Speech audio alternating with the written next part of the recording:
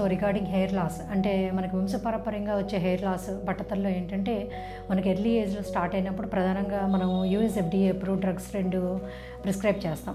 They are standard medications అనమాట. వాటి మీద ఎన్నోసార్లు మనం ప్రయోగం చేసి సైంటిఫిక్గా మనకి సేఫ్ అని చెప్పిన మెడికేషన్స్ ఉంటాయి. బట్ వాటి మీద కూడా ఏంటంటే మనకి ఎక్కువ నెట్లో ఏంటంటే కొంచెం ఏదోటి బ్లాగ్స్లో ఏదో ఒకటి రాస్తూ ఉంటారనమాట, మంచిది కాదు అలా అని చెప్పేసి. బట్ సైంటిఫిక్గా అలాంటిది అయితే ఏం లేదు. సో అట్లాంటి 2 మెడికేషన్స్ గురించి నేను ఇప్పుడు మీకు చెప్తాను, మన కామన్గా ఇచ్చేదనమాట హెయిర్ లాస్కి. సో ఒకటి ఏంటంటే మినాక్సిడిల్ టాపికల్ అప్లికేషన్ అనమాట. ఇంకోటేమో ఫెన్పేషియా ట్యాబ్లెట్, ఫినాస్ట్రైడ్ అంటాం అనమాట. సో ఈ మినాక్సిడిల్ అనేది ఏంటంటే టాపికల్గా అప్లై చేసుకునే లోషన్. అది డైలీ మార్నింగ్ ఈవినింగ్ కూడా 2 టైమ్స్ మనకి ఎక్కడైతే హెయిర్ ఉందో అక్కడ మనం స్కాల్ప్ మీద అప్లై చేసుకుంటాం అనమాట. So with a filler use చేసుకుంటాం. వీటిలో చాలా రకాల ప్రిపరేషన్స్ ఉన్నాయి, స్ప్రేస్ ఉన్నాయి, జెల్స్ ఉన్నాయి, అట్లా అనమాట. But generally I prefer that lotion అనమాట, which can apply at proper specific sites. So దానివల్ల ఏంటంటే డ్రగ్ ఎంత కావాలో అంతే మనకి రీచ్ అవుతుంది, ఎక్సెస్ డ్రగ్ అనేది వెళ్ళదనమాట. ఈ అప్లికేషన్ చేసినప్పుడు ఏంటంటే కొంతమందికి ఏంటంటే పర్టికులర్ టైం కానీ పర్టికులర్ డ్రగ్ డోసేజ్ కానీ మెయింటైన్ చేయరు. సో ఈ మెడిసిన్ అప్లై చేసినప్పుడు ఎప్పుడు కూడా ఏంటంటే ఎర్లీ టు బెడ్ అనేది అప్లై చేసుకోవాలి. ఒకసారి ఏంటంటే లేట్ అవర్స్ వర్క్ చేసుకున్నప్పుడు వాళ్ళు లేట్ నైట్ 10కి 11కి అలా మెడిసిన్ అప్లై చేసుకుని పడుకోవడం జరుగుతుంది. సో లేట్ నైట్ అప్లై చేసుకున్నప్పుడు ఏంటంటే సమ్టైమ్స్ ఆ మెడికేషన్ మనకి ఫేస్ మీద కానీ బాడీ మీదకి డ్రిబుల్ అయ్యి ఇచ్చింగ్ అలాంటివి వస్తాయి. లేదు కొంతమంది ఏం చేస్తారంటే ఆల్రెడీ మనకి బాల్డ్నెస్ ఉన్న ఏరియాలో కూడా మెడికేషన్ అప్లై చేస్తారు. So you should never apply the minoxidil lotion in a bald area. అలా అప్లై చేయడం వల్ల ఏంటంటే స్కిన్ అంతా కూడా డ్రైనెస్, ఇచ్చింగ్ వస్తుంది. ఎందుకంటే కొంచెం ఆల్కహాల్ కంటెంట్స్ ఉంటాయి కాబట్టి వాటి వల్ల ఇచ్చింగ్ వస్తుంది. ప్లస్ ఇంకోటి ఏంటంటే యూజ్ ఉండదు. మనకు కంప్లీట్గా బాల్డ్నెస్ వచ్చిన దగ్గర మెడిసిన్స్ వాడినా కూడా మనకి యూసేజ్ ఉండదు. ఎందుకు మందులు పనిచేయాలంటే లోపల రూట్ అనేది ఉండాలి. సో అక్కడ థిన్ రూట్ కానీ లేదంటే హెయిర్ థిన్నింగ్ కానీ అలాంటివి ఉండాలి. ఉన్నప్పుడే మనం మెడిసిన్ అప్లై చేస్తే పనిచేస్తుంది అనమాట. అందువల్ల స్పెసిఫిక్గా టైమింగ్. అలాగే డ్రగ్ కూడా ఏంటంటే కొంతమంది ఓవర్ ఎంతూజియాస్టిక్గా ఎక్కువ అప్లై చేసేస్తారు. సో ఎక్కువ అప్లై చేసినప్పుడు కూడా మెడిసిన్ ఎక్కువ యూజ్ చేసినప్పుడు కూడా ఏంటంటే బేసిక్ అండర్లయింగ్ ప్రిజర్వేటివ్స్ ఉంటాయి కాబట్టి వాటి వల్ల కొంచెం ఏంటంటే ప్రాబ్లం అవుతుంది. అందువల్ల అది ఎప్పుడు అప్లై చేసినా కూడా చేతిలో పోసుకోవడం కానీ వేరే ఆయిల్స్తో క్లబ్ చేయడం కానీ చేయకూడదు. ఓన్లీ ఫిల్లర్ తోటి యూజ్ చేసుకోవాల్సి వస్తుంది, ర్యాండమ్గా అప్లై చేయాల్సి వస్తుంది. ఎక్కడైతే మనకి థిన్ హెయిర్ ఉందో, ఏదైతే బాల్డ్నెస్ ప్రోన్ ఏరియా ఉందో అక్కడ మనం అప్లై చేసుకుంటాం అనమాట.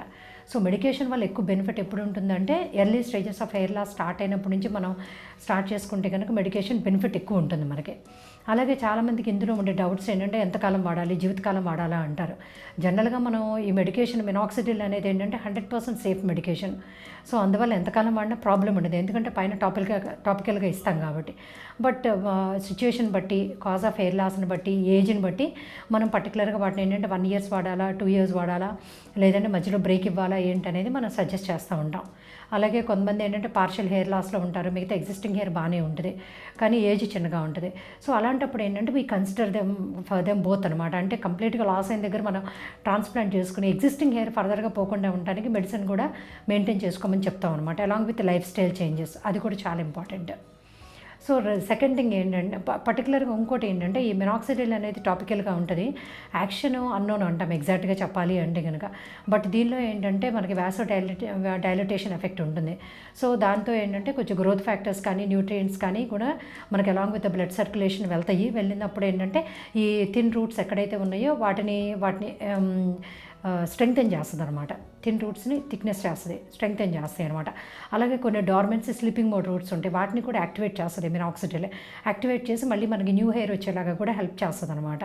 ప్లస్ ఇంకోటి ఏంటంటే బేసిక్గా మినాక్సిడిల్ యూజ్ చేయడం వల్ల ఏంటంటే 2nd month 3rd month కల్లా కూడా హెయిర్ ఫాల్ కూడా స్టాప్ అవుతుంది మనకి.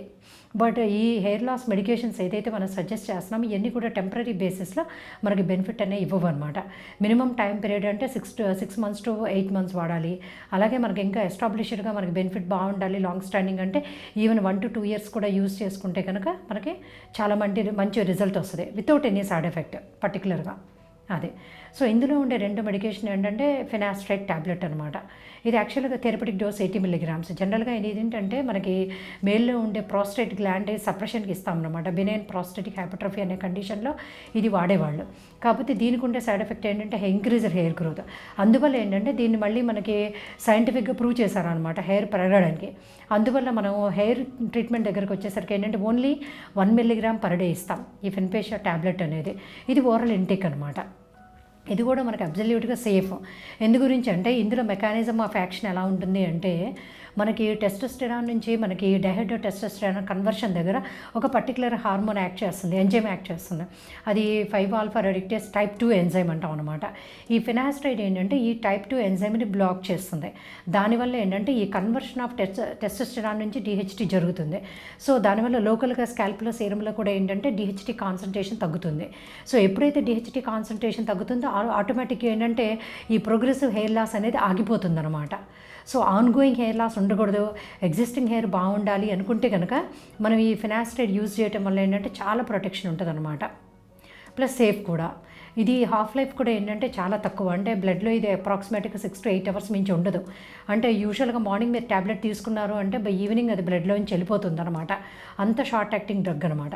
సో లాంగ్ లాస్టింగ్ ఎఫెక్ట్స్ అనేవి దీనిలో ఉండవు మనకి.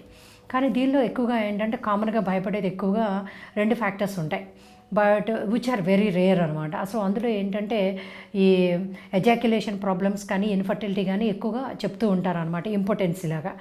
బట్ జనరల్గా ఏంటంటే అవి సైంటిఫిక్గా మనం ఒక 1 lakh పీపుల్ని తీసుకున్నాం అనుకోండి, వాళ్ళలో ఏంటంటే ఒక 2% ఎక్స్పెక్ట్ చేయొచ్చు మనకి, అంత తక్కువ రేర్గా ఉంటుంది. ప్లస్ దట్ కూడా ఏంటంటే రివర్సిబుల్గా ఉంటుందన్నమాట. సో ఎర్లీ స్టేజ్లో మీకు ఏదైనా ట్యాబ్లెట్ వేసుకున్నప్పుడు ఏదైనా ప్రాబ్లం అనిపిస్తే కనుక immediately you can stop that అనమాట, విచ్ ఈస్ ద రేరెస్ట్ ఉంటుంది. ప్లస్ ఇంకోటి ఏంటంటే ఫినాస్ట్రైడ్ ట్యాబ్లెట్ వేసుకోవడం వల్ల ఇన్ఫర్టిలిటీ అనేది ఎప్పుడు జరగదు. ఎందుకంటే బేసిక్గా మనకి స్పర్మ్ కౌంట్ పెరగడానికి కూడా దానికి ఏంటంటే టెస్టోస్టెరాన్ హార్మోన్ ఇంపార్టెంట్. సో ఈ ఫినాస్ట్రైడ్ అనేది టెస్టోస్టెరాన్ హార్మోన్ని బ్లాక్ చేయడం కానీ కాన్సన్ట్రేషన్ తగ్గించడం కానీ చెయ్యదు. సో ఇవన్నీ కూడా ఏంటంటే ఫాల్స్ ఎలిగేషన్స్ తప్పితే రియల్ కాదు. సో ఏదైనా మైనర్గా మనకి అనిపించినా కూడా మనకి ఎజాక్యులేషన్ ప్రాబ్లమ్స్ కానీ ఇలాంటి ఏదైనా ఉన్నా కూడా ఎక్కువ అవన్నీ మోర్ దెన్ 90% ఆఫ్ కేసెస్లో ఏంటంటే సైకలాజికల్ ఫ్యాక్టర్ ఎక్కువ ఉంటుంది. యాక్చువల్గా అప్పటిదాకా మందులు వాడేవాళ్ళు కూడా ఏంటంటే తర్వాత నెట్లో ఎక్కడో ఎవరో ఏదో చెప్పిన తర్వాత ఎక్కువ కంగారు పడుతూ ఉంటారు, కానీ రియల్గా ఏముండదు అట్లా. సో దీనిలో ఏంటంటే రియాలిటీ కంటే కూడా ఏంటంటే ఫేక్ ఎక్కువ ఉంటుంది, న్యూస్ ఇది కాదు అని చెప్పి. బట్ యాజ్ ఎ డాక్టర్ ఏంటంటే ఇది సేఫ్గా మనకి 18 years దగ్గర నుంచి అప్ టు మనకి 45-50 దాకా కూడా మనం యూజ్ చేసుకోవచ్చు సేఫ్ లిమిట్లో. అదే ఇఫ్ అట్ ఆల్ మీకు డౌట్ ఉంది అనుకోండి, immediately you can stop it, nothing will happen అనమాట. అట్లా మళ్ళీ మనకి ఇందులో మెయిన్ ఇంపార్టెంట్ ఏంటంటే ఈ ఫినాస్ట్రైడ్ ట్యాబ్లెట్ గురించి పర్టికులర్గా చెప్పే కాంట్రా ఇండికేషన్ ఏంటంటే లేడీస్లో మనకి ప్రీమెనోపాజ్ అసలు ఇది యూజ్ చేయమన్నమాట. అలాగే రిప్రొడక్టివ్ ఏజ్ గ్రూప్లో those who are planning for a kid అనుకున్నప్పుడు ఏంటంటే they should not touch the tablet. Naked ట్యాబ్లెట్ని టచ్ చేయడం కానీ బ్రోకెన్ ట్యాబ్లెట్ని టచ్ చేయడం కానీ చేయకూడదు women in reproductive age group. పర్టికులర్గా కిడ్స్ బేరింగ్ అయిపోయిన తర్వాత వాళ్ళు పట్టుకున్న ప్రాబ్లం ఏమి ఉండదు. అలాగే ఏంటంటే ఆ ప్లానింగ్లో ఉన్నప్పుడు హస్బెండ్ అది కన్జ్యూమ్ చేసినా కూడా దానివల్ల ప్రాబ్లం కదా, ఎందుకంటే ఈ డ్రగ్ మనకి సెమెన్ ద్వారా వెళ్ళదు. సో అంత సేఫ్టీ అనమాట ఈ మెడిసిన్ అనేది. కాకపోతే బెనిఫిట్ అనేది మల్టిపుల్ టైమ్స్ ఉంటుంది వాళ్ళకి వేసుకోగలిగితే కనుక, వాళ్ళు భయపడకుండా. అది సో అబ్జల్యూట్ కాంట్రా ఇండికేషన్ ఎవరికి ఉంటుందంటే అబ్బాయిల్లో కూడా ఏదైనా టెస్టిస్ పెయిన్ కానీ బ్రెస్ట్ పెయిన్ కానీ ఉంటే కనుక ట్యాబ్లెట్ వేసుకున్నప్పుడు ఇమీడియట్గా they can stop that, which is totally reversible అనమాట. అలాగే లేడీస్లో కూడా ఏంటంటే those who are planning for a kid they should not touch that tablet అనమాట. సో ఈ మెడికల్ డీటెయిలింగ్ అనేది ఏంటంటే కామన్గా మీకు ఉండే ట్యాబూస్ అంటే కొంచెం మూఢనమ్మకాలు భయాలు ఉంటాయి కాబట్టి దాని గురించి ఎక్స్ప్లెయిన్ చేయడం జరిగింది. బట్ ఏంటంటే ఎవరు కూడా డైరెక్ట్గా వెళ్తాం కానీ షాప్లో కొనుక్కోవడం కానీ డైరెక్ట్గా చేయకుండా ఉండటం సేఫ్. ఎందుకంటే డాక్టర్ అడ్వైస్తో చేసుకుంటే సేఫ్ అనమాట. ఆ పేషెంట్కి అది పడుతుందా లేదా, పెట్టచ్చా లేదా, వాళ్ళకి ఎంతవరకు బెనిఫిట్ ఉంటుంది, పర్సంటేజ్ ఆఫ్ గెయిన్ ఎలా ఉంటుంది, ఎంతకాలం వాడాలి అనే ప్రికాషన్స్ అన్నీ కూడా డెఫినెట్గా మనకి డాక్టర్ గైడెన్స్ తోటి వెళ్ళండి. సో ఇక్కడ మనం రేడియన్స్లో కూడా వాళ్ళకి ఏంటంటే మెడిసిన్స్ కూడా కంప్లీట్ నాలెడ్జ్ వాళ్ళకి ఎక్స్ప్లెయిన్ చేసిన తర్వాత ప్రిస్క్రైబ్ చేయడం జరుగుతుంది.